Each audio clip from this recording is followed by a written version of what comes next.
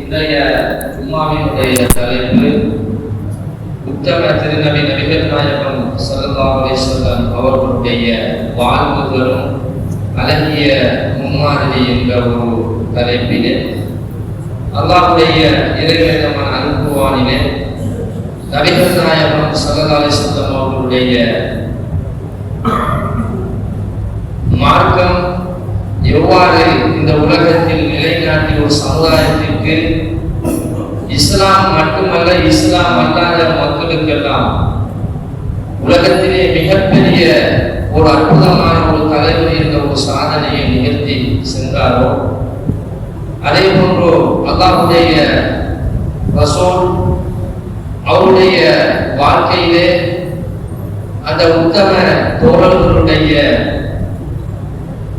நபிகளாருடைய செயல்பாட்டை எவ்வாறு இந்த தோழர்கள் எடுத்து வைத்தார்களோ, அந்த இரண்டு அடிப்படையின் மூலமாக அல்-குர்ஆன் ஹதீஸ் என்ற அந்த இரண்டு அடிப்படையின் மூலமாக இன்றைய ஜும்மாவை நாங்கள் அமைத்துக் கொள்ளலாம். அன்புடன் கொண்டவர்களே, இந்த உலகத்திலே இஸ்லாமிய மார்க்கம் என்பது இஸ்லாத்தை பின்பற்றிக் கொண்டிருக்கின்ற எங்களை விட இஸ்லாத்தை அதிகமாக நேசிக்கக்கூடிய மக்களாக இஸ்லாம் அல்லாத மக்கள் இருந்து கொள்ளுகின்ற காட்சிகளை இன்று அறிகிறோம். நபிகளார் ஸல்லல்லாஹு அலைஹி வஸல்லம் அவர்களை நாங்கள் நேசிக்கிறோம் என்று ஒவ்வொருவரும் சொல்லிக் கொள்கிறோம். அல்லாஹ்வுடைய இறைவேதமான அல்-குர்ஆனை நாங்கள் பின்பற்றுகிறோம் என்று சொல்லிக் கொண்டிருக்கின்றோம். ஆனால் எங்களை விட இந்த அல்-குர்ஆனை நேசிக்கக்கூடியவர்களாக மறைமுகமாக இந்த அல்-குர்ஆனை அமல் செய்யக்கூடியவர்களாக இந்த அல்-குர்ஆனின் மூலமாக உலகத்திலே நேர்வழி உண்டு எல்லா வகையிலும். அதே போன்று இந்த இறைவேதத்தை சுமந்த இந்த இஸ்லாம் என்ற மார்க்கத்தை ஏற்றி வைத்த ஒரு இறை தூதர் முஹம்மது என்பவர் இருக்கிறார். இவரின் வாழ்க்கை என்பது உலக தலைவர்கள் எல்லாம் இந்த உலகத்தில் இருந்து ஒவ்வொரு சமுதாயத்தினர்களுக்கும் இஸ்லாம் அல்லாத தலைவர்மார்கள் வாழ்ந்து அவருடைய வரலாற்று சான்றுகளை படித்து இன்று உலகமே இவர்கள் எல்லோரையும் விட உன்னதமான, நியாயமான, நேர்மையான சமூக ஒரு பற்றாளனாக அது இருப்பாரையானால் அது முஹம்மது என்ற ஒரு இறை தூதர் தலைவர் தான் என்று இஸ்லாமியர்களாகிய நாங்கள் ரசூலுல்லாஹை ஆய்வு செய்வதை விட இன்று இஸ்லாம் அல்லாத மக்கள் நபிகள் நாயகம் அவர்களை ஆய்வு செய்யக்கூடிய இந்த உலகத்திலே இருந்து கொண்டிருக்கின்றோம். நீங்கள் எல்லோரும் சொல்லுவீர்கள், உலகத்தில் இஸ்லாமியர்களுக்கு விரோதமாக செயல்படுகின்ற நாடு அமெரிக்கா. இன்று அமெரிக்காவிலே இன்று இஸ்லாமிய மக்களினுடைய இஸ்லாமிய போதகர்களுடைய இஸ்லாமியர்கள் பின்பற்றக்கூடிய வேத நூலாகிய அல்-குர்ஆனை உலகளாவிய ரீதியில் அந்நிய நாடுகளில் ஆய்வு செய்கின்ற ஒரே ஒரு நாடு அமெரிக்கா. நீங்கள் நினைக்கலாம், பலஸ்தீனை அடித்து சிதற வைத்து பலஸ்தீன மக்களை கொன்று குவித்துக் கொண்டிருக்கிறார்கள் என்று நினைப்பீர்கள். 100 இஸ்லாமியர்களை கொன்று குவிக்கிறார்கள். 1000 மக்களாக இஸ்லாமியர்கள் உருவாகி கொண்டிருக்கிறார்கள். இன்றைய ஆய்வின் அடிப்படையிலே உலகளாவிய ரீதியிலே இஸ்லாம் அல்லாத நாடுகளிலே இஸ்லாமிய மக்களாக உருவெடுத்து வருகின்ற ஒரே ஒரு லிஸ்டில் இருக்கின்ற பட்டியலில் இருக்கின்ற நாடு அமெரிக்கா.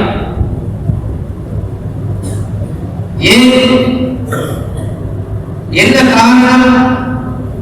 இன்று நாங்கள் இஸ்லாத்தை நாங்கள் படிப்பதை விட, அல்-குர்ஆனை நாங்கள் தேடுவதை விட, நபிகளார் என்ற ஒரு பேராகிய இறை தூதர் முஹம்மது நபியுடைய வாழ்க்கை வரலாற்று சான்றுகளை படிப்பதை விட இஸ்லாம் அல்லாத மக்கள் இன்று இஸ்லாத்தை படித்து வருகின்ற ஒரு நிலைமையும் காட்சியையும் இன்று நாங்கள் அறிந்து கொண்டு வருகிறோம்.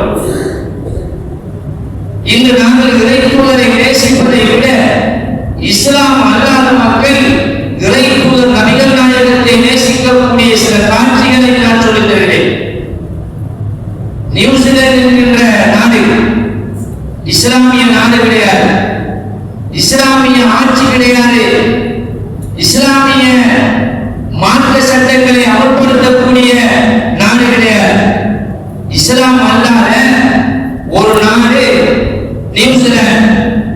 இந்த நியூசிலாந்திலே ஒரு பல்கலைக்கழக ஒரு இடத்திலே அந்த கேட்டுக்கு முன்னாலே நாங்கள் மக்களை முதலாவது நண்பர்களுக்காக வச்சிருப்பார்களே, அந்த ஆரம்பத்திலே ஒரு பெரிய ஒரு கம்பத்திலே பெரிய ஒரு விடயத்தை பதிவு செய்திருக்கிறார்கள். என்ன தெரியுமா?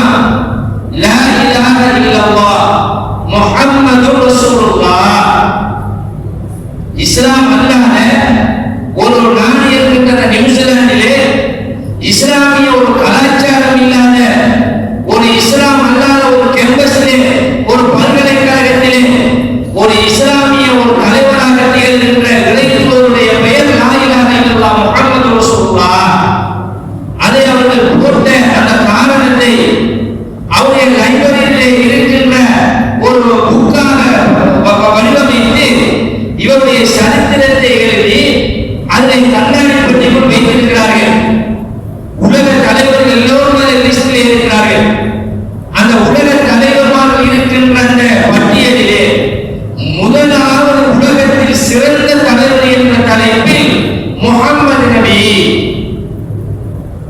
அவருடைய வரைந்தது என்ன தெரியுமா? இன்று உலகம் தோன்றிய நாளிலிருந்து ஒவ்வொரு இஸ்லாம் அல்லாத தலைவர்மார்கள் உலகத்தில் ஒவ்வொரு மக்களுக்கும் செய்த பணிவிடை, அதே போன்று இஸ்லாமியர்கள் பின்பற்றி வாழ்ந்த ஒவ்வொரு தலைவர்மார்களும் ரெண்டு நபர்களையும் ரெண்டு சாரார்களையும் இஸ்லாமிய மதப்போதர்கள், இஸ்லாம் அல்லாத அவர்களுடைய மதப்போதர்கள் ரெண்டு தலைவர்மார்களை ஒப்பிட்டு பல ஆண்டு காலமாக அந்த பல்கலைக்கழகத்திலே ஆய்வு செய்த நிலையிலே உலகத்தில் நியாயமான நீதியான நல்லவரான நேர்மையான தலைவர் என்று இடம்பெயர்ந்திருக்கிறார். யார் தெரியுமா? முஹம்மது ஸல்லல்லாஹு அலைஹி வஸல்லம். ஆகையினால் அவருடைய அந்த பல்கலைக்கழகத்துக்கு முன்னாடியே லா இலாஹ இல்லல்லாஹ் முஹம்மதுர் ரசூலுல்லாஹ் உலகத்தில் எல்லா மதங்களுக்கும், அதே போன்று உலகத்தில் இஸ்லாமிய மக்களுக்கெல்லாம் தலைவராக இருக்கின்ற இந்த முஹம்மது என்பவர் தான் உலகத்தில் சிறந்த தலைவர்.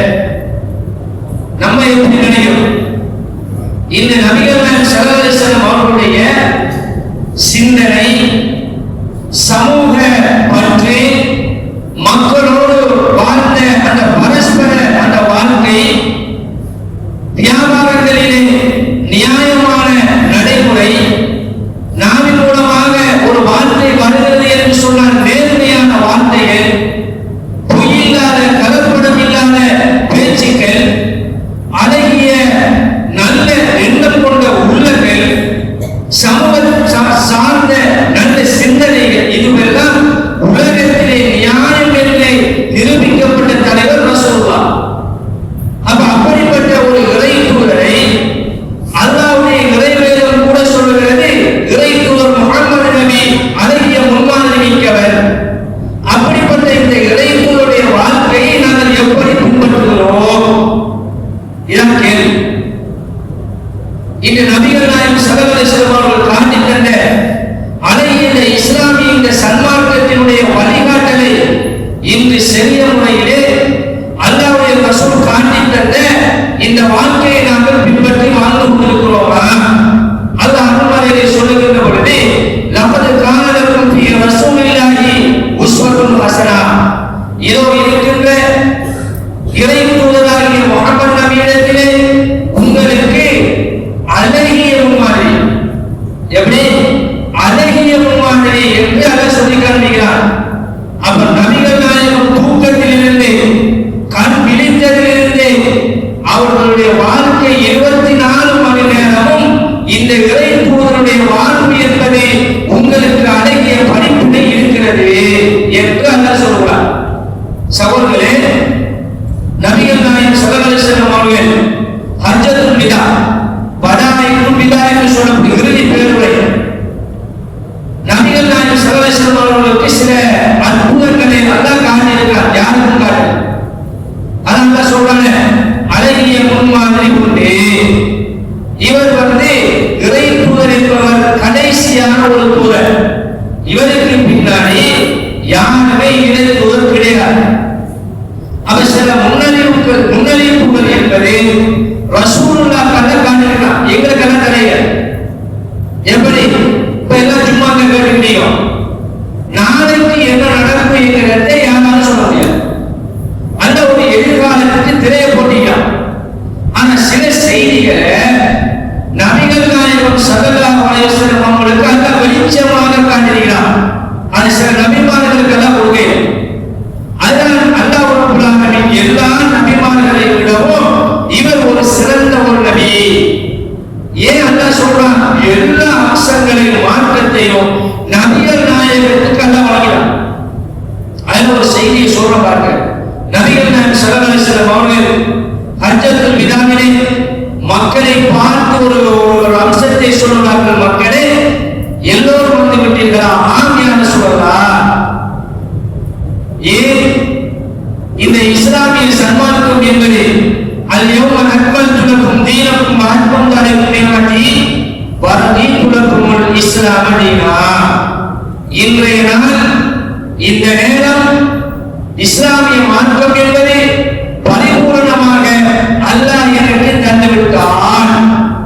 இதற்கு பின்னாடி புதிதாக இஸ்லாம் என்ற போர்வையில் மார்க்கம் என்ற ஒரு சட்டத்தை நிறைவேற்றுவதோ, எனக்கு பின்னால் ஒரு இறை தூதர் உருவாகுவதோ கிடையாது.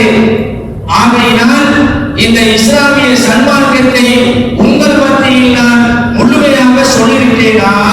ஆங்கிலம் சொல்ல மக்கள் சொல்லுங்கள். சொல்லிவிட்டு நான் ஆரம்பத்தில் சொன்னேன், சில அற்புதங்களை, சில முன்னறிவிப்புகளை அல்லாஹ் எங்களுக்கும் தரவில்லை, சில நபிமார்களுக்கு எல்லாம் கொடுக்கல. முன்னறிவிப்பு அல்லாஹ் கொடுக்கிறார். ரசூலுல்லாஹ் சொல்றாங்க, மக்களே அறிந்து கொள்ளுங்கள், இன்றைய நாள் இந்த ஹஜ் என்பது என்னுடைய இறுதி ஹஜ்ஜாக இருக்கலாம். ஆகையினால் இதற்கு பின்னாடி நான் இந்த இடத்திலே கால் பதிப்பது சந்தேகம். ஆகையினால் நான் ஏதும் தவறுகள், தப்புகள் உங்கள் மத்தியில் சுமத்தி செய்திருந்தால் அல்லாஹ்வுக்காக நீங்கள் என்னை மன்னித்துக் கொள்கிறார்கள். அப்படி ஏதும் தப்புகள் தவறுகள் செய்யப்பட்டு யாரும் பாதிக்கப்பட்டிருந்தால் உடனடியாக வந்து பரிந்துரைத்துக் கொள்ளுங்கள். அப்ப என்ன வருகிறது? ரசூலுல்லாஹ்வுடைய அந்த மரணம் என்பது அல்லாஹ் ரப்பல் ஆலமீன் இந்த இறை தூதருக்கு முன்கூட்டியே சொல்லிவிடுகிறான். அப்ப சொல்றாங்களே, அடுத்த வருடம் நான் உயிரோடு இருப்பேனா என்று எனக்கு தெரியாது. அடுத்த வருடம்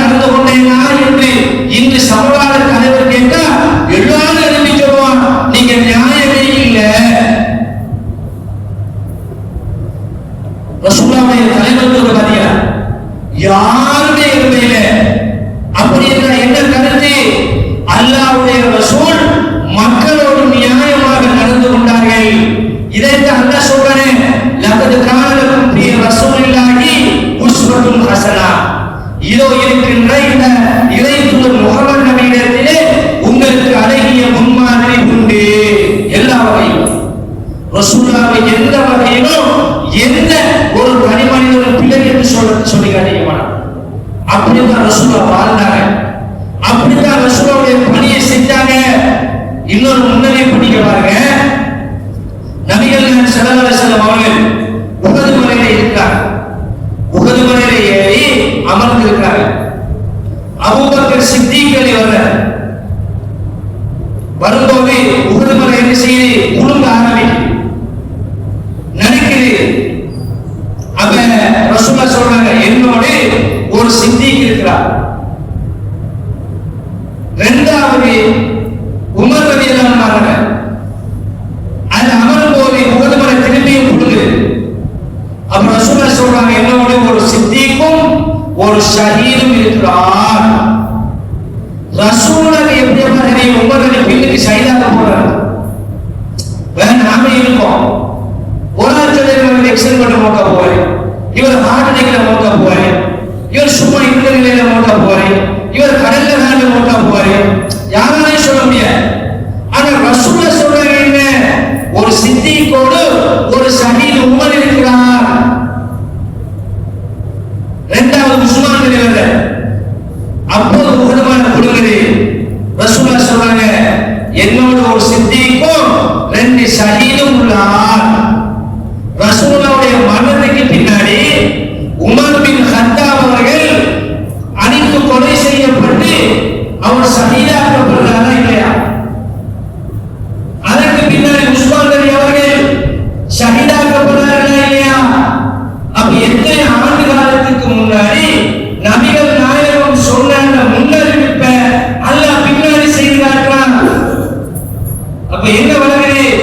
உலகத்தில் எல்லா நபிமார்கள், உலகத்தில் எல்லா தலைவர்மார்கள், எல்லா மனிதர்களையும் விடவும் ஒவ்வொரு நாவினாலான ஒவ்வொரு வார்த்தையும் ஒவ்வொரு சான்றுகளும் அவருடைய முன்மாதிரி மிக்க சான்றுகள்.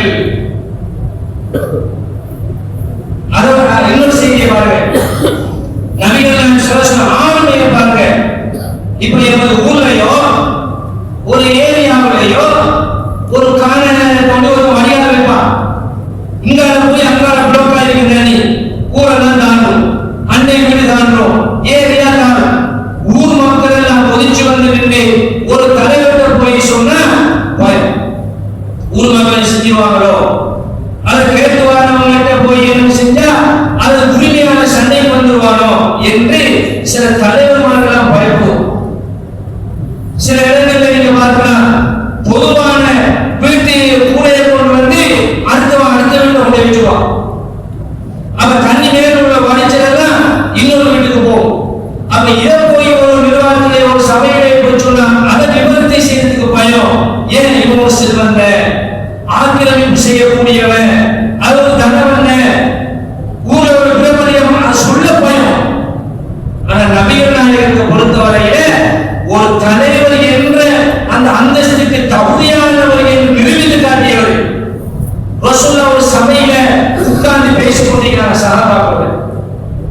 திடீரென்று ரசூலுல்லாஹ்வை சந்திப்பதற்காக ஒரு சஹாபி ஓடி வந்து சொல்றார், யா ரசூலுல்லாஹ், இஸ்லாமியர்களை அழிப்பதற்காக, இஸ்லாமியர்களை கொல்லுவதற்காக ஒரு கூட்டம் ஒன்று வந்து தயார் நிலையில் உள்ளது இந்த இடத்தில். யா ரசூலுல்லாஹ், அல்லாஹ்வுடைய ரசூல் சபையில் இருக்கும்போது தனிமையாக எழும்புறாங்க.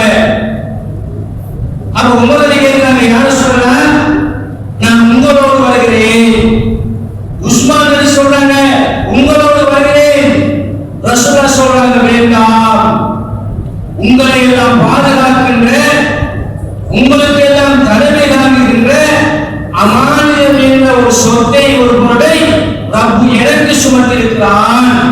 தன்னந்தனியாக அவர் சொன்ன இடத்துக்கு ரசூலுல்லாஹ் சென்று பார்க்கிறாங்க, யாருமே காண முடியல, போயிட்டாங்க. அவர் திரும்பி வந்து சொல்றாங்க, யாருமே காண முடியவில்லையே. அப்ப என்ன வழங்குது? உயிருக்கு அச்சம் இல்லை, உயிருக்கு பயம் இல்லை.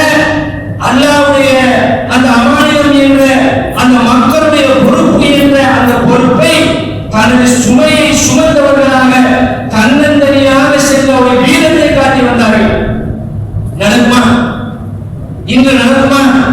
இந்த இஸ்லாமியர்களுக்கு என்று ஏதாவது ஒரு குழப்பங்களோ பிரச்சனைகளோ பித்தனாக்களோ ஏதாவது வந்தா நமது தலைவருடைய நிலையை சொல்வாங்க, ஆக்கிரம் இல்லை அட்ரஸ். அப்போ உலகமே ஒன்று கூடி இந்த இஸ்லாத்திற்காக எதிர்ப்பை காட்டினாலும் தன்னன் தனியாக மக்களுக்காக நின்று குரல் கொடுத்தவர்கள் சொல்வார். இதை தான் சொல்றான், இதோ இருக்கின்ற இந்த இறை தூதரிடத்திலே உங்களுக்கு அழகிய முன்மாதிரி உண்டு எல்லா வகையிலும். ரசூல் என்ன செய்ய பாருங்க, கணவன் மனைவி. இப்ப நிறைய பேர் 5 நேரம் தொழுகிறோம், வணங்குறோம், நோம்பு எல்லாம் செய்யறோம். ஏன்? இது கடமை. நபிகள் நாயகம் ஸல்லல்லாஹு அலைஹி வஸல்லம் அவங்க கடமையில் இருந்து அப்பால் அங்கான குடும்ப உறவுல கடுமையான நெரிசல் ரசூலா காட்டுவாங்க. இன்னும் நிறைய அண்டைகளில் பாருங்க, ஒருத்தரோட கைது, நிறைய அண்டை வீடு, ஒரு ஜனச அண்டை வீட்டுல விழுந்தா கூட இன்னொரு அண்டை வீட்டா அந்த கதவுகளை கூட்டிட்டு அவன் சொந்தக்காரங்க வீட்டுல போயிடுவான், ஜனசா போக மாட்டான். ஏன்?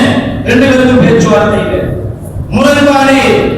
அப்ப அந்த அளவுக்கு ஒரு அண்டை வீட்டாரோட பரஸ்பரம் இல்லாத இஸ்லாமிய மக்களாக நாம வாழ்றோம். ஜிப்ரீல் அலைஹிஸ்ஸலாம் அவங்க அல்லாஹ்வுடைய ரசூலை அடிக்கடி சந்திக்க வருவாங்க. வந்த நேரம் ஜிப்ரீல் அலைஹிஸ்ஸலாம் வானவர் என்ன சொல்றாரு தெரியுமா? அல்லாஹ்வுடைய ரசூல் முஹம்மது என்பவங்க சாதாரணப்பட்ட ஒரு மனிதர் அல்ல, அவர் அண்டை வீட்டாரோடு எப்படி இருந்தால் தெரியுமா? நம்ம குழந்தைகள் இல்ல, நம்ம பெற்ற குழந்தைகள் பாரசீகர்கள் என்று சொல்லுவோம். நம்ம குழந்தைகளோட பாசமாக, இரக்கமாக, அன்பாக எப்படி நாங்கள் உறவாடுவோமோ இதே மாதிரி அல்லாஹ்வுடைய ரசூல் அவங்க அண்டை வீட்டார்களை வந்து வாரிசாக இருப்பார்களோ என்று நினைக்கிறார்களுக்கு பரஸ்பரம் இருக்கிறது. எந்த அளவுக்கு ரசூலுல்லாஹ்வுடைய வாழ்க்கை இருந்துச்சு.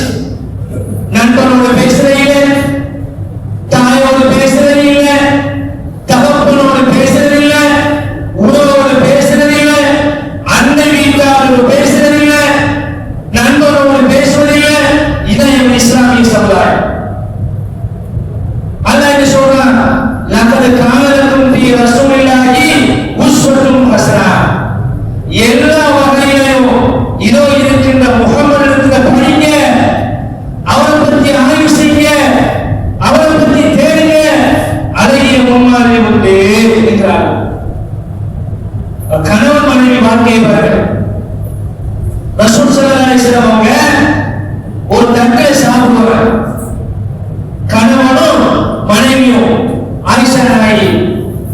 அப்ப ரசூலுல்லாஹ்வுக்கு எப்பயும் என்ன தெரியுமா? ஈரல் பகுதி ரசூலுல்லாஹ்வுக்கு இருக்கும். அப்ப கணவன் மனைவி ஆயிஷா நாயகியோடு ரசூலுல்லாஹ் சாப்பிட்டு கொண்டிருக்கும் போது ஆயிஷா நாயகி என்ன செய்வாங்க?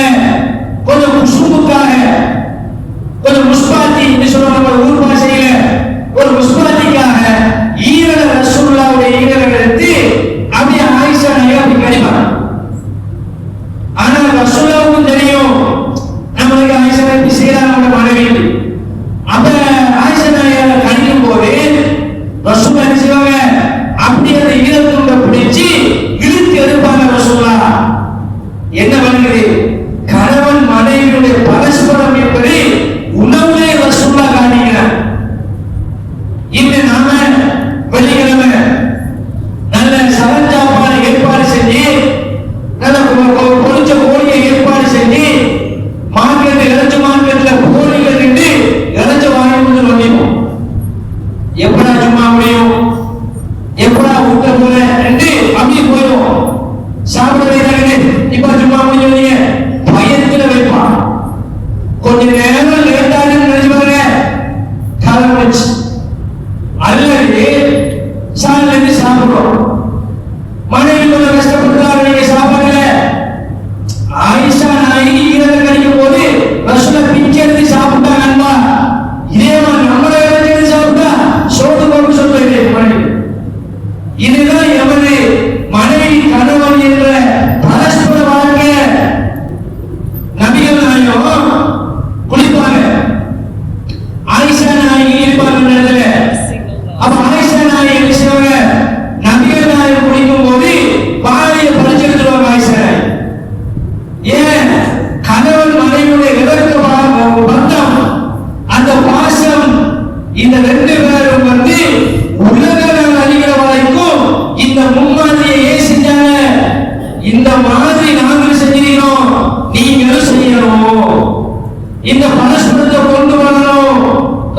ரசூலுல்லாஹ்வுடைய வாழ்க்கை. இது அல்லாஹ் சொல்றானே, மார்க்கம் மட்டுமில்ல, மார்க்கத்திலே சட்டம் மட்டுமல்ல, அதற்கு அப்பால் எல்லா வகையிலும் நபிகள் நாயகத்திடத்தில் அழகிய முன்மாதிரி உண்டு. இதை நாம செய்யும். எத்தனை மனைவி முகத்தை பார்க்காம இருக்கும், எத்தனை பேரு எத்தனை மாசம் எத்தனை வருடம் ஒரே சகல்ல மனைவியோடு பிள்ளையோடு சாப்பிட்டு எத்தனை பேரையும். அப்ப ரசூலுல்லாஹ்வுடைய அன்பு பாசம் தாராள ரசூலா சொன்னீங்க, மார்க்கத்தோடு தான் ஆயிஷா நாயகி ரசூலா வாழ்ந்தாங்க. அப்ப இது ஏன் இந்த வாழ்க்கையை நாம வாழ்ந்தா குடும்ப குழப்பம் வராது, ஃபித்னாக்கள் வராது, மனைவி நம்மளை விட்டு ஒரு அடுத்த ஆணை தேட மாட்டான். எல்லாத்திலையும் உலகியல் வாழ்க்கையை ரசூலுல்லாஹ் நம்மகிட்ட ஒன்றுமே வாரம் போறோம், சாப்பிடுறோம், இதில் வருவோம், காலையில் தொழிலுக்கு போறோம், எந்த சம்பந்தமே இல்லை போனது. அப்ப எப்படி கணவன் மனைவியோடு மனைவி கணவன் எப்படி பரஸ்பரம் செஞ்சு பாருங்க. அப்ப இதை அல்லாஹ் சொல்றீங்க, இதோ இருக்கின்ற இறை தூதராகிய முஹம்மதிடத்தில் அழகிய முன்மாதிரி உண்டு. சகோதரர்களே, இன்னொரு அமானித்த ரசூலா பாருங்க, தலைவர் என்றால் யார்? இன்று பாருங்க, எல்லோரும் தலைவத்துவத்துக்கு வாங்க, எல்லாரும் சண்டை, எல்லாரும் ஒரு பள்ளிவாசல் தெரியுமா அடிப்பு ரோட்ல என்னப்பா சண்டை பள்ளிவாசல், அவன் தலைவராக போய் சண்டை முடியும், இவன் செயலாளராக போய் சண்டை முடியும், அவன் பொருளாளராக போய் சண்டை முடியும். ஏன்? வருமானத்திற்காக. ஒரு பிரதேச பாருங்க, நீங்க சொந்த பாருங்க, அதே ஆர்டிஎஸ் பாருங்க, நீங்க எங்க பார்த்தாலும் நல்ல மனுஷங்க இருக்கிறாங்க. மக்களுக்கு சேவை செய்யணும், மக்களோட அன்பாக நடந்து கொள்ளணும், மக்களுக்கு சில வழியை நல்ல காரியங்களை செய்யணும். ஒரு சாரார் இருக்கத்தான் செய்கிறார்கள். இன்னொரு சாரார் பாருங்க, தலைமத்துவத்திற்கே வாக்கு இல்லை, தலைமத்துவத்துக்கே சமணம் இல்லை. ஊர் மக்களை நாம சொல்லணும், இவன் மிகப்பெரிய தலைவர், இவன் மகாபுரியன், இவனோட தலைவர் இருக்கிறத சொல்லி கொடுக்கிறோம். அப்படி நாம சொல்லுவோம். ஆனா ஆசைப்படுறாங்க சொத்துக்களை சூறையாக, மக்களுடைய சொத்துக்களை அபகரிக்க நிறைய பேர் ஏழைகளாக நடுத்தரமானவர்களாக மக்களுக்கு வர வேண்டிய வருமானங்களை, மக்களுக்கு வர வேண்டிய சொத்துக்களை எத்தனையோ தலைவர்கள் சூறையாடி இன்று பெரிய உயர்ந்த ஒரு மனிதர்களாக செல்வத்திலும் எல்லா வகையிலும் அடுத்தவர்களை சுழற்றி வாழக்கூடிய பெரிய உயர்ந்த ஒரு செல்வர்களாக இருக்கத்தான் செய்கிறார்கள். யாருடைய சொத்து, யாருடைய பணம், யாருடைய பொதுமக்களுடைய பொது சொத்துக்கள், அல்லாஹ்வுடைய அமானித பொருள். நபிகள் நாயகம் ஸல்லல்லாஹு அலைஹி வஸல்லம் அவர்கள் மதீனாவிலே தர்ம பொருட்கள் குவிஞ்சு கிடக்கிறது. அவர்தான் தலைவர். எந்த சஹாபாக்களும் அதில் கை வைக்க முடியாது. ரசூலுல்லாஹ் எடுத்தா பங்கு வைப்பான். அப்படியே பங்கு வச்சுட்டு போகும்போது பேரர் குழந்தை ஹசன் ஹுசைன் கிடையாது, ஒரு பேரிச்சங்கனியை எடுத்து வாய்க்குள்ள வச்சிருந்தாங்க. ரசூலுல்லாஹ் கண்டுட்டாங்க. உடனடியாக அப்படியே போய் அந்த குழந்தையை பிடிச்சு ஆட்காட்டி விரலை எடுத்து அப்படியே வாய்க்குள்ள போட்டு பேரிச்சங்கனியை இழுத்து எடுத்தாங்க ரசூலுல்லாஹ். அப்போது மக்களை பார்த்து சொல்றாங்க, இதை நான் ஏன் செஞ்ச? இந்த பேரிச்சங்கனி என்பது அமானித சொத்து, எந்த இல்ல, எந்த குடும்பத்திலே இல்ல, இது உங்களுடையது. ஆகவே இந்த அமானித சொத்தை, அமானிதமான பேரிச்சங்கனியை என்ற பேரக்குழந்தை சாப்பிட்டு மரணிச்சா ஒரு நாள் ஒரு சமூகம் சொல்லும், அல்லாஹ்வுடைய ரசூல் முஹம்மது என்பவர் பொதுமக்களுடைய சொத்தை சூறையாடினார். நம்ம சொல்லுவோமா? நம்ம என்ன சொல்றோம்? ரசூலுல்லாஹ் திண்ட பேரிச்சம்பழத்தை பேரக்குழந்தைய இழுத்து எடுத்தாங்க என்று 1400 வருடத்துக்கு பின்னாடி நம்ம இப்ப ரசூலுல்லாஹ் பத்தி சொல்றோம். நாம செய்வோமா? ஒவ்வொரு தலைவர்களும் இப்படி இந்த வாழ்க்கையை வாழுவோமா?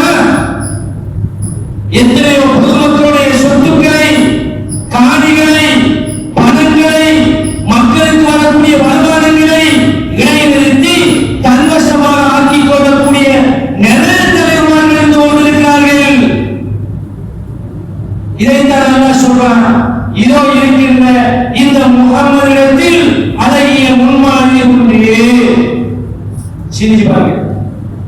ஆகவே நண்பர்களே, நபிகள் நாயகத்தை படிக்க வேண்டும். ரசூலுல்லாஹ்வுடைய வாழ்க்கை வரலாற்று சான்றுகள் என்ன சொல்லுகிறது என்பதை அறிய வேண்டும். அப்ப இந்த நபிகள் நாயகத்தினுடைய வாழ்க்கையை படித்து இந்த உலகத்தில் நல்ல மக்களாக இஸ்லாமிய மக்களாக வாழ்ந்து மரணிப்பதற்கு அவர் அனைவருக்கும் அனுப்பினாராக வாழ்ந்தவரான அற்புதமாக ஆரம்பிக்கிறார்.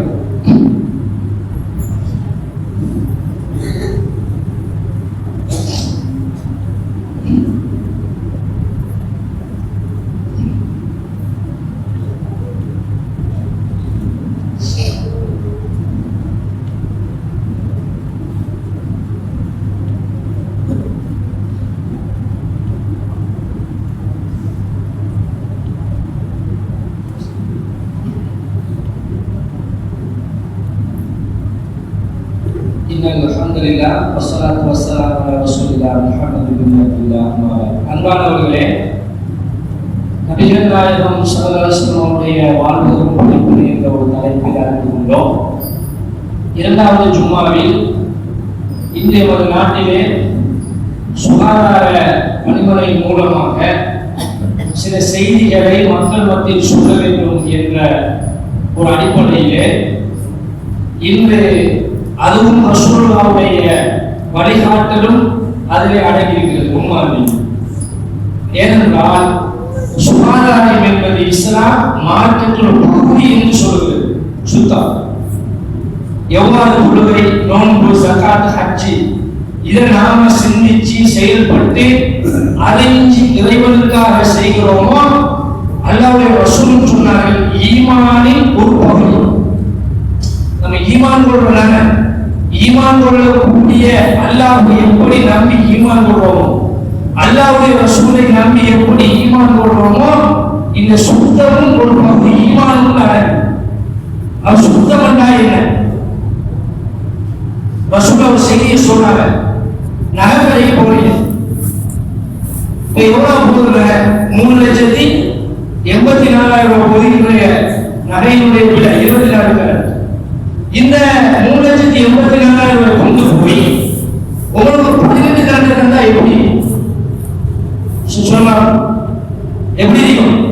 ஏன் அது தரக்குறவான விலை உயர்ந்தது, ஆனா எங்களுக்கு தந்தது விலை குறைந்தது.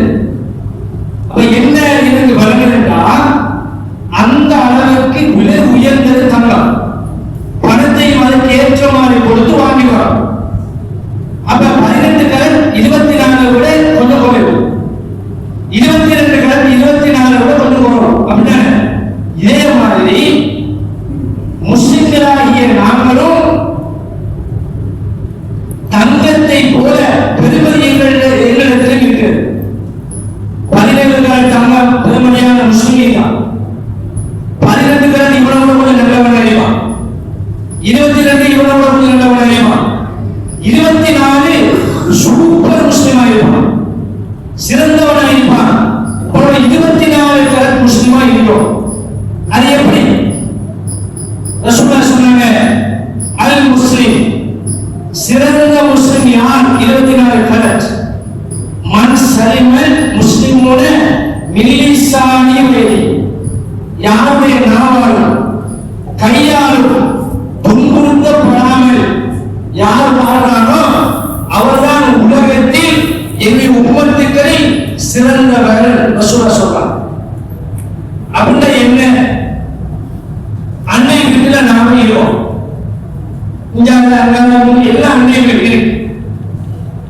மீனை வாங்குறோம், மீன்காரன் வாங்கி குசிலில கொண்டு போய் வெட்டு வெட்டிட்டு அடுத்த கட்ட என்ன அதை உப்பு பாருங்க, கொஞ்ச நேரம் வெளியில போய் யாரும் இல்லையா அப்படின்னு பக்கத்து போட்டு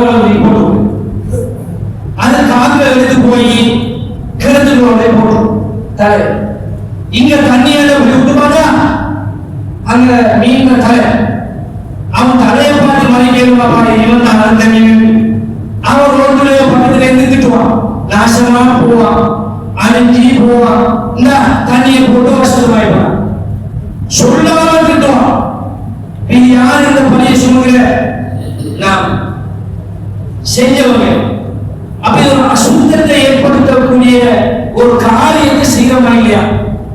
இஸ்லாம் என்ன சொல்றது? சுத்தம் என்பது ஈமானின் பாதி ஒரு பகுதி. இதை நம்ம செய்ய நாம மீனை அறுத்து நாம செவுளை கட்டி நாம சுத்தத்தை வெளிப்படுத்தினோம். அதை நாம தான் பாதுகாக்கணும். அது எப்ப அன்னைக்கு அது நம்மள சொல்றான், அது நம்மள காரியா சிந்திச்சு பாருங்க. இது ஒரு விஷயம். அடுத்ததாக இன்னொரு விடயம் என்ன?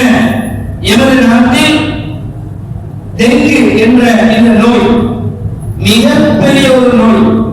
இது பரவிக்கொண்டு வருகிற இந்த காய்ச்சல், இங்கால சிக்கன்குனியா என்று வைரஸ் காய்ச்சல்கள் என்று படர்ந்து விரிசலாக காணப்படுகிறது.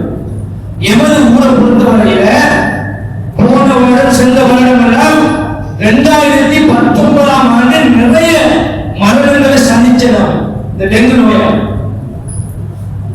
ஏன் வரையினை என்றால் நம்ம சுத்தமில்லை, நம்ம சுத்தமில்லை.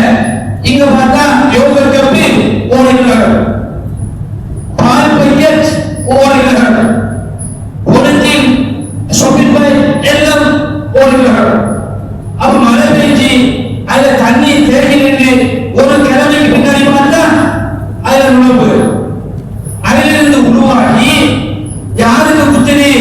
அண்டை வீட்டாருக்கு குத்துது. அப்ப அவனுக்கு ஒரு காய்ச்சல் ஏற்படுத்தி வச்சுக்கொள்ள வேண்டிய யோகத்தின் மூலமாக தண்ணி தேங்கி நின்று ஒரு உடம்பு உருவாகி ஒரு அண்டை வீட்டாருக்கு குத்தி ஆனால் டெங்கு வருவீங்க. யாரு காரணியா இருந்தோம்? நம்ம. யோகட் சாப்பிட்டது யாரு? நம்ம.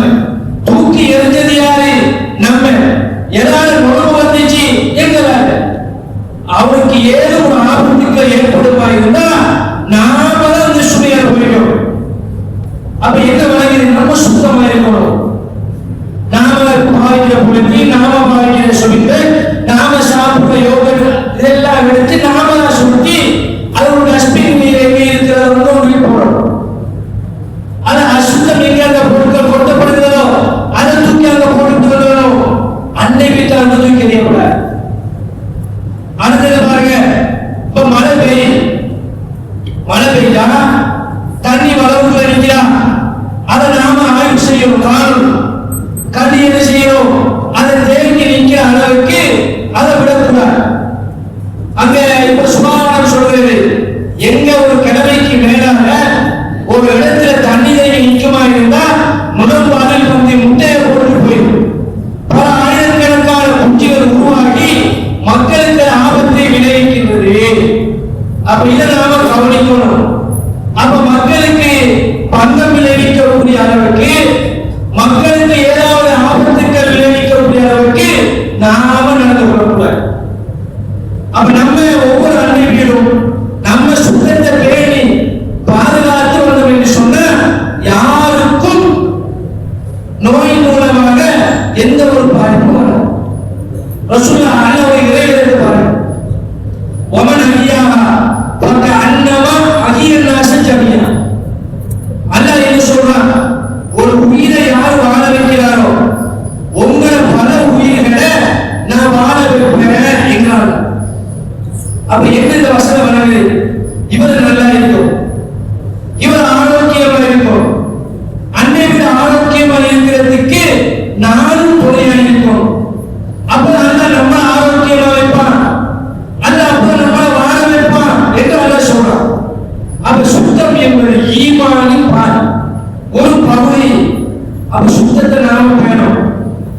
அப்ப ஆகவே நண்பர்களே, எமது சூழலை என்ன செய்யணும்? நாம சுத்தமாக நம்ம வச்சுக்கணும்.